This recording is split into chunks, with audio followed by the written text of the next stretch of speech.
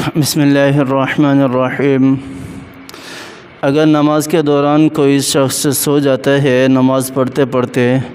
جس طرح جماعت ہے، عشاء کی نماز ہے یا فجر کی نماز ہے، عموماً رمضان المبارک میں اس طرح بہت ہوتا ہے،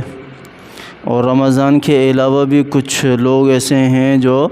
سو جاتے ہیں ایسی نمازوں میں اب پیش امام صاحب قرات کر رہے ہیں اور حضرت جناب کھڑے کھڑے جو ہیں وہ نیند کے مزے لے رہے ہیں، یا سجدے میں چلے گئے تو سجدے میں نیند کا جھٹکا لگ گیا،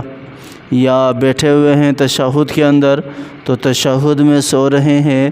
تو آیا ایسی حالت میں اس کا وضو باقی رہے گا، اس کی نماز باقی رہے گی، یا اس کا وضو بھی ٹوٹ جائے گا اور اس کی نماز بھی ختم ہو جائے گی، ٹوٹ جائے گی؟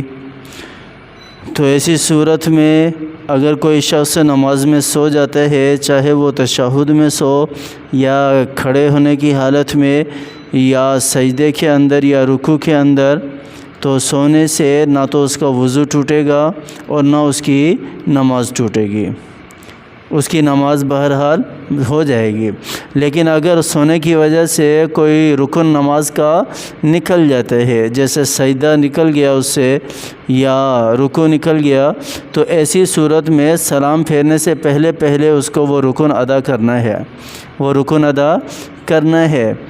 رکن ادا یہ اس وقت ہے جب بندہ زیادہ سو جائے، گہری نیند سوئے، تو رکن ادا کرنا لازمی ہے، رکن ادا کر لے گا تو اس کی نماز ہو جائے گی۔ لیکن اگر کوئی اتنی زیادہ گہری نیند میں سو گیا کہ اس کے اعضاء ہی ڈھیلے ہو گئے، اسے پتہ ہی نہیں ہے میرے ہاتھ کہاں پڑے ہیں یا خود کہاں ہے،